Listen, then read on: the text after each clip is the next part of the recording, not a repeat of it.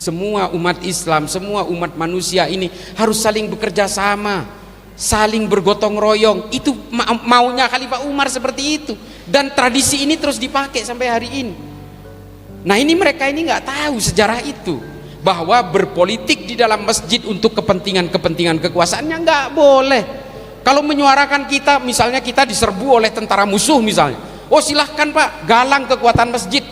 Kalau perlu kita bagi-bagi senjata di masjid, nggak apa-apa. Kalau memang negara kita diserbu oleh orang lain. Lah ini kan urusan bilik suara Pak, hanya urusan coblos mencoblos ini, cuma 1-2 detik, tapi kemudian kita dibohongi 5 tahun ke depan, kan kita juga nggak ikhlas Pak. Nah ini yang harus kita sadari, bahwa Bapak Ibu sekalian, kita ini sudah terlalu lama diporak-porandakan oleh kekuatan-kekuatan politik, hanya untuk kepentingan elit politik. Jadi Bapak Ibu sekalian yang hari ini terjun ke dalam dunia politik, cukuplah tugas sampean itu untuk mengawal produk-produk politik tidak keluar dari maqasidus syariah. Teman-teman yang Hindu, yang Buddha juga demikian, kawal Pak, supaya masing-masing pemeluk agama ini tidak dirugikan. Nggak salah Pak, dan nggak bisa dihindari, nggak bisa dihindari. Ini demokrasi. Demokrasi itu bahasa Inggrisnya based on electoral system, berdasarkan kepentingan sistem elektoral. Kalau sampean dari Pronojiwo ingin jadi caleg, maka sampean harus mewakili kepentingan rakyat Pronojiwo. Kalau sampean orang Islam, harus mewakili kepentingan orang Islam. Nggak bisa dihindari Pak, politik agama dan politik identitas termasuk kedaerahan ini. Kan otomatis konstituennya kan punya dapil-dapil Pak.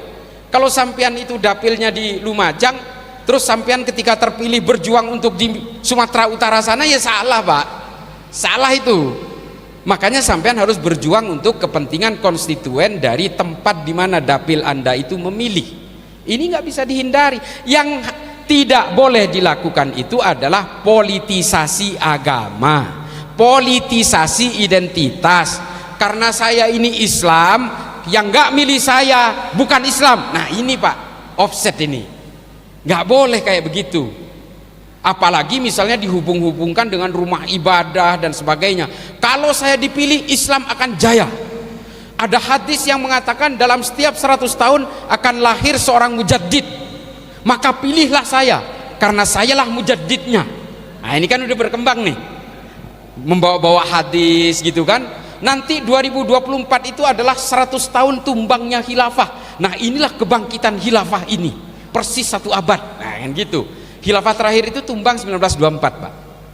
Nah 2024 persis 100 tahun. Terus dihubungkan dengan hadis yang mengatakan setiap 100 tahun akan lahir seorang mujaddid. Nah ini digoreng lagi Pak. Maka pilihlah si A, pilihlah si B. Wah hancur-hancuran kita ini. Karena kita ini betul-betul gini Pak, kelemahan orang Islam ini dan juga pemeluk agama dari Hindu dan Buddha, Kristen juga, ini kan politik Pak.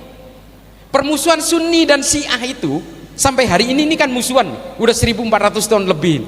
Gara-gara apa coba? Politik Pak.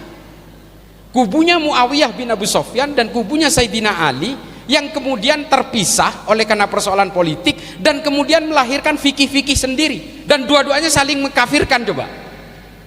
Kata Sunninya Syiah yang kafir, kata Syiahnya Sunni yang kafir. Ini gara-gara politik. Dan kita kemudian belajar dari sejarah. Sayyidina Abu Bakar, kalau kata Imam As-Suyuti dalam Tarikhul Khulafa, dikatakan wafat diracun. Gara-gara apa? Politik. Ini kata Tarikhul Khulafa. Sayyidina Utsman dibunuh oleh sesama orang Islam juga gara-gara politik.